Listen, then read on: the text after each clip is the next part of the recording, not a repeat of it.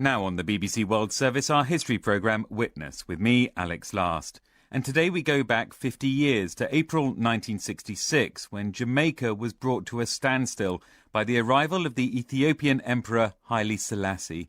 It was his first and only visit to the birthplace of the Rastafarian movement, which revered him. In 2013, I spoke to two people who remembered his historic arrival. It's the 21st of April 1966, and in Kingston, Jamaica, people are getting ready for a very special visit.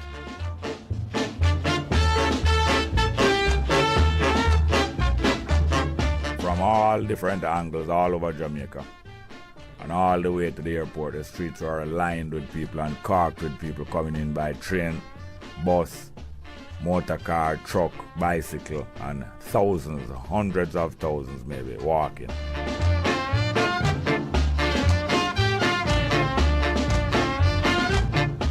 People of the Rastafarian cult were gathering, drum beating, ganja smoking, dressed in all their regalia. Their hair grew long. They were all dressed with their scarves and colors of red, green, and gold, carrying big banners welcoming His Imperial Majesty. His Imperial Majesty, Haile Selassie, was the Emperor of Ethiopia. But before he took the throne in 1930, he was known by his aristocratic title, Ras, meaning Prince, Tafari. A leader of an African nation in an era of colonialism, Rastafari was adopted as an icon by a new spiritual movement thousands of miles away in Jamaica. For many Rastafarians, Haile Selassie was divine, the Messiah. For others, he represented something else. Robin Jerry Small, also known as Bongo Jerry, was a teenage Rasta when Haile Selassie visited. This is a person who, as far as I'm concerned, was rallying the African people internationally, wherever they were, to take back their place, their rightful place.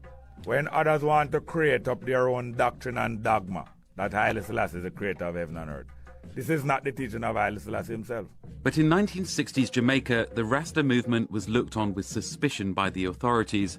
Franklin Chappie St. Just, not a Rasta himself, was at the time a cameraman on The Lion of Judah, a film about Haile Selassie's visit made for the Jamaica Information Service. It's a subculture that feels somewhat persecuted, and everybody thought in those days that Rastas were just ganja smoking, drum beating, disheveled type people. But they were really very industrious types. It's just that they weren't allowed to be assimilated into the society. The political establishment was on tenterhooks. This was the first time the people of Jamaica got to appreciate what numerical support Rastafari had. Back at the airport, the anticipation was growing.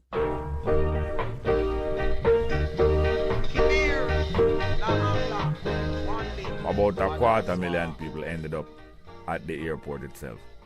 Most of them are Rastafari, and many ordinary Jamaicans, but it was a spectacular scene. The airport was crammed. Rain, clouds gathered, and it actually started to rain very heavily, but not for long. And something strange happened, because as soon as the plane came out of the clouds, the sun broke out, and there was immediately a roar, unlike I've never heard before, a roar from all the people, because they considered that a sign. It was a propeller plane, a DC-6, and it landed. There was a kind of spectacular flight of birds over. You know, a lot of things that people would deem miraculous are very symbolic. Most of the crowd jumped over the railing of the waving gallery, and one person ran out onto the runway with an Ethiopian flag in his hand. And after that, a torrent of people. All of a sudden, I saw a massive crowd of people coming towards me, and they all converged onto the tarmac, heading to the plane. And I was just literally swept along. By the time the plane came to a standstill, there were thousands of us surrounding the plane, and especially the steps of the ramp. Matter of fact, there were several people there with chill-on pipes, several big pipes, lighting the pipes under the plane with the aircraft fuel, all kind of things. Dangerous situation. His Imperial Majesty took some time to come out because nobody knew what to do, because the crowd had converged right around the plane. Everybody was jumping and was shaking their body line. They wanted the crowd to disperse before they opened the doors. Well, the crowd would not disperse. The most prominent Rastafari leader, Mortimer Planner, would come and ask the crowd through a loud hailer to part. Then a few minutes later, the emperor emerged in the door of the plane quite dramatically.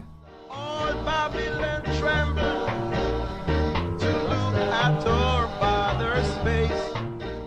He was dressed in his military uniform.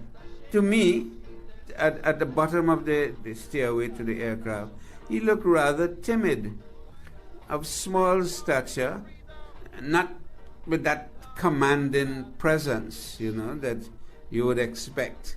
And I thought that he looked maybe scared that all of these people, because he'd never seen so many people come to an aircraft so close to him.